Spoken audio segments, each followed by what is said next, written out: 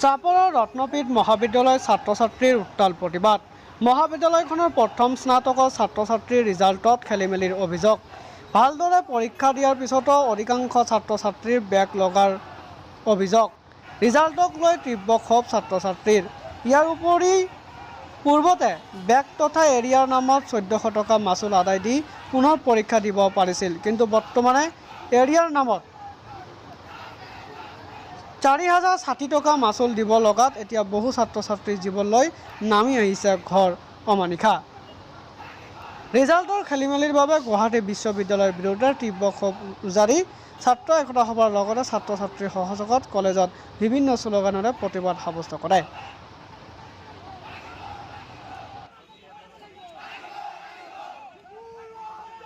আমি ৰত্নপীঠ মহাবিদ্যালয়ৰ সকলো ছাত্ৰ ছাত্ৰী মিলি আজি আমি ৰত্নপীঠ মহাবিদ্যালয়ৰ আগত নেশ্যনেল হাইৱে আমি পথ অৱৰোধ কৰিছোঁ।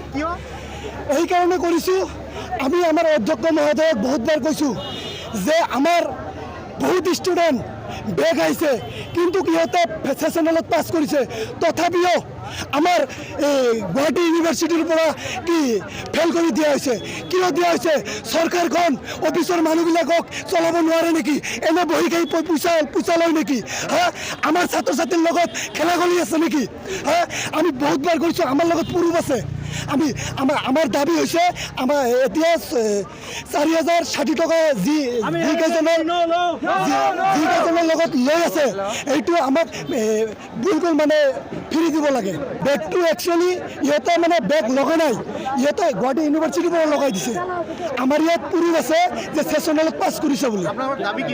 আমাৰ দাবী যে আমাক ফ্ৰী এডমিশ্যন লাগে। ফ্ৰী দিছে, বহুত টকা ফ্ৰী দিছে।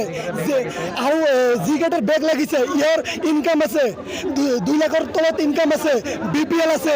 ইমান দুখীয়া ল'ৰা ছোৱালী এতিয়া আমাক জনাইছে, আমি ছিনিয়ৰ হিচাপে আমাক জনাইছে, ৰাতি ফোন কৰি কান্দিছে যে দাদা আমি আৰু পঢ়িব নোৱাৰিম, আমি 4060 টকা দিব নোৱাৰিম, আমাৰ ঘৰৰ পৰা দিন হাজিৰা কৰে, আমি কেনেকৈ দিম দাদা, আমি পঢ়াছোঁ, আমি এডমিশ্যন ল'ব নোৱাৰিম, এনেকৈ কৈ আছে।